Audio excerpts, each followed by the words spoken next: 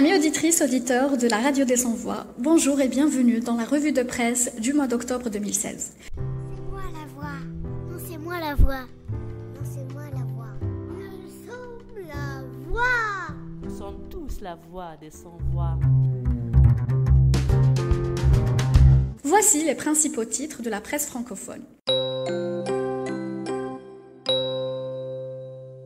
À l'occasion du 62e anniversaire du déclenchement de la Révolution nationale, les familles de disparus réclament un réel état de droit dans un communiqué rendu public le 31 octobre 2016, signé par la présidente de l'association, Fatima Youss. Al-Watan du 6 octobre 2016, Saïd Salhi, vice-président de la Ligue algérienne des droits de l'homme, demande à ce que Slimane Bouhafs bénéficie de la grâce présidentielle car son état de santé ne lui permet plus de supporter les conditions de détention. Liberté du 6 octobre 2016, le RAJ, Rassemblement Action Jeunesse, plaide pour une journée mondiale de la démocratie. Dans le même journal, Amnesty International a organisé le 10 octobre 2016 une conférence débat intitulée « Abolition de la peine de mort, un combat de conscience ». Le soir du 9 octobre 2016, écrit « L'Algérie ne doit pas rester à mi-chemin. Débat sur l'abolition de la peine de mort organisé par la Ligue algérienne pour la défense des droits de l'homme. Des avocats et des militants des droits de l'homme ont procédé à une véritable plaidoirie pour l'abolition de cette sentence infamante. » Al-Watan du 9 octobre 2016 écrit « Abolition de la peine de mort, la plaidoirie de la LADDH ».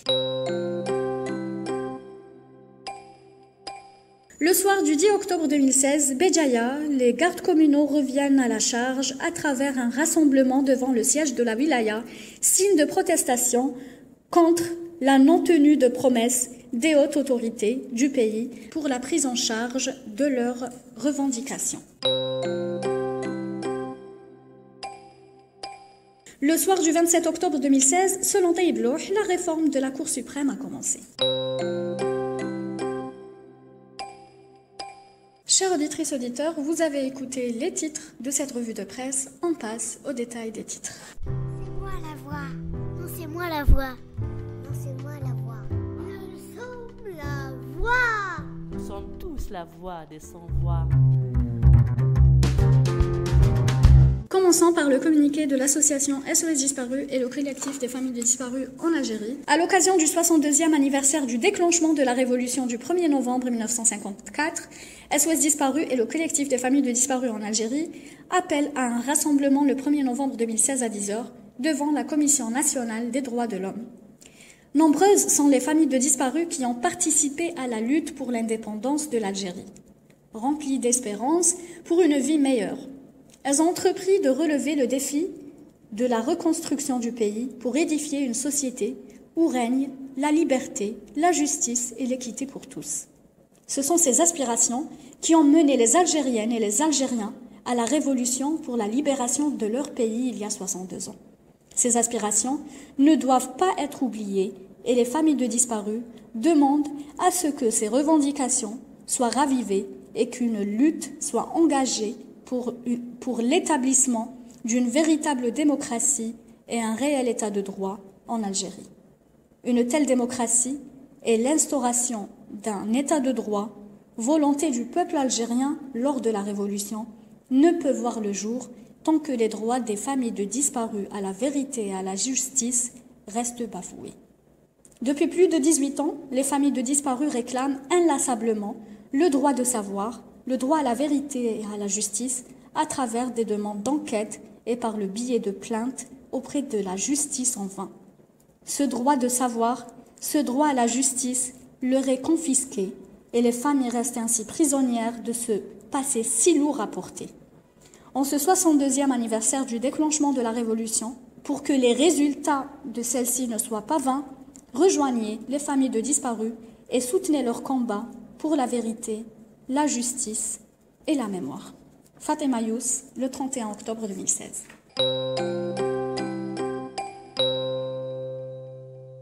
Saïd Salhi, vice-président de la Ligue algérienne des droits de l'homme, le cas Slimane Bouhafs est désormais une urgence humanitaire. Selon Saïd Salhi, vice-président de la Ligue algérienne des droits de l'homme, qui s'est déplacé au siège de la rédaction régionale d'El Watan à Béjaïa, le cas de Slimane Bouhafs est désormais une urgence humanitaire. Aujourd'hui, nous demandons à ce que Slimane Bouhafs bénéficie de la grâce présidentielle, car son état de santé ne lui permet plus de supporter les conditions de détention. Il est actuellement très malade et son état de santé n'a cessé de se dégrader depuis son incarcération. Son état psychologique est également très précaire. Il y a véritablement urgence humanitaire et les pouvoirs publics doivent réagir très vite avant qu'il ne soit trop tard, a-t-il précisé à Al Watan le 6 octobre 2016. Le RAJ plaide pour une journée nationale de la démocratie. Un rassemblement s'est tenu le 5 octobre en début d'après-midi au square Port Saïd en face du Théâtre national d'Alger TNA en hommage aux victimes du 5 octobre 88.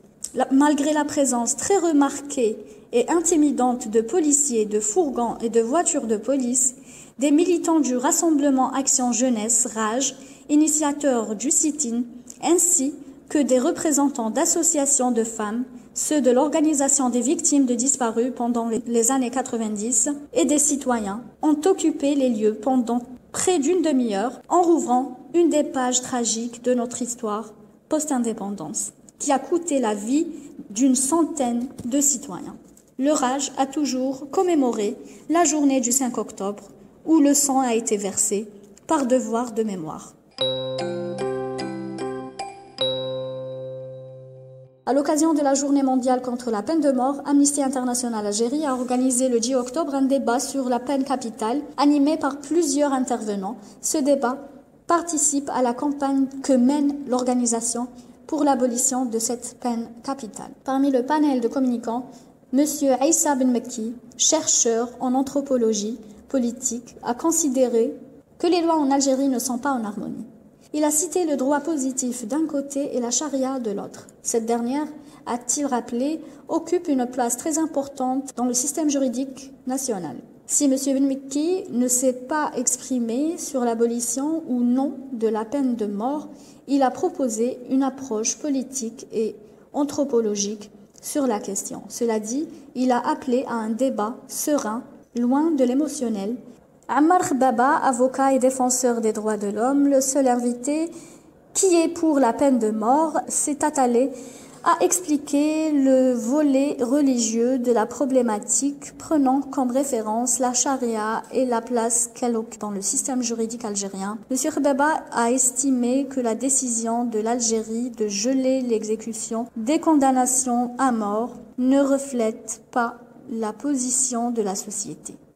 Il considère que l'abolition de la peine de mort est une révolte contre la volonté du peuple. Déshonneur, abominable, inhumaine, ce sont les quelques qualificatifs utilisés par les avocats et les militants des droits de l'homme pour désigner la peine de mort et son maintien dans la législation algérienne pour punir les auteurs de crimes, notamment contre des enfants. Intervenant lors d'une rencontre débat à l'occasion de la Journée mondiale contre la peine de mort, coïncidant avec le 10 octobre de chaque année, initiée par la Ligue algérienne pour la défense des droits de l'homme, ils ont procédé à une véritable plaidoirie pour l'abolition de cette sentence infamante, exposant tous les arguments politiques, juridiques, sociaux et religieux, confirmant la nécessité de franchir le dernier pas vers le bannissement de cette condamnation. Les participants à cette rencontre appellent tout simplement les pouvoirs publics à respecter les engagements internationaux de l'Algérie. Pendant plus de 2 heures et dans une démarche complémentaire, les avocats Nordin Ben Saad, président de la Ligue algérienne des droits de l'homme, Mustafa Bouchachi, Mokhtar Ben Saïd, président de la LADH, Mohamed Sghir L'Khdari, fondateur de la section algérienne d'Amnesty International, Nadia Aïdzaï et le Moudjahid ancien condamné à mort Djilali Gerrouj ont démontré un à un tous les justificatifs des partisans des exécutions des criminels. Pour eux, l'Algérie, qui observe un moratoire sur la peine de mort depuis 1993, doit désormais passer à l'étape supérieure le ministère de la Justice doit faire un travail de sensibilisation auprès des juges pour éviter au maximum les condamnations à mort, d'autant plus qu'elles ne seront pas exécutées, affirme M. Bouchachi, ancien président de la Ligue algérienne des droits de l'homme, et à Maître Beni Saad d'appuyer la demande sur les 140 pays qui ont abandonné la peine de mort. Il y a des abolitionnistes de droit et des abolitionnistes de fait. L'Algérie fait partie de la deuxième catégorie et elle doit franchir un autre pas. L'Algérie doit ratifier le deuxième protocole facultatif de l'ONU sur les droits civils et politiques visant à abolir la peine de mort. La Ligue algérienne pour la défense des droits de l'homme est donc contre l'application de la peine de mort. Ses animateurs l'ont exprimé le 8 octobre dernier à l'occasion d'une conférence débat qui s'est tenue en leur siège à l'occasion de la Journée mondiale de la peine de mort. Béjaïa, les gardes communaux reviennent à la charge. Près de 250 gardes communaux sont revenus le 17 octobre à la charge à travers un rassemblement devant le siège de la wilaya de Béjaïa en signe de protestation contre la non-tenue des promesses des hautes autorités du pays pour la prise en charge de leurs revendications. Lors d'une prise de parole, le représentant des gardes communaux rappelle qu'il y a des revendications locales et d'autres nationales, entre autres préoccupations.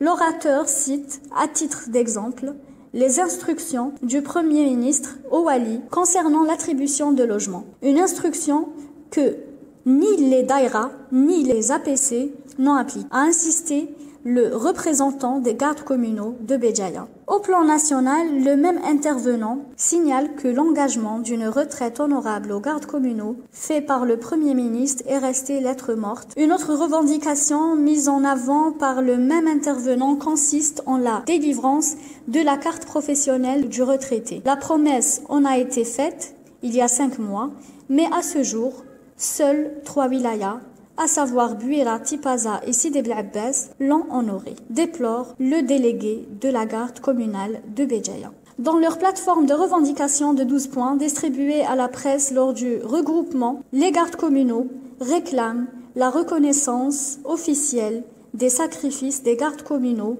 et son institutionnalisation, la reconnaissance des sacrifices des gardes communaux durant la décennie noire par la création d'un haut commissariat des gardes communaux, la mise sur un pied d'égalité les martyrs de la décennie noire et ceux de la guerre de libération, l'instauration d'une journée nationale pour la commémoration des sacrifices du corps des gardes communaux et l'amélioration du niveau de vie des gardes communaux pour l'augmentation de leur retraite. Selon Taïb Louh, la réforme de la Cour suprême a commencé. Taïb Louh, qui s'exprimait le 26 octobre 2016 dans un point de presse au sorti d'une séance au Conseil de la Nation consacrée à l'adoption du projet de loi fixant la composition du Conseil national des droits de l'homme et les modalités de désignation de ses membres ainsi que les règles relatives à son organisation et à son fonctionnement, a annoncé en effet l'ouverture d'un atelier qui aura pour mission de préparer un travail de réforme profonde de la Cour suprême. Chères auditrices, chers auditeurs, nous arrivons à la fin de cette revue de presse. Je vous remercie de votre attention. C'était avec vous Dalal Aïdoun de la radio des Sans-Voix. Je vous donne rendez-vous le mois prochain avec l'actualité du mois de novembre. Au revoir.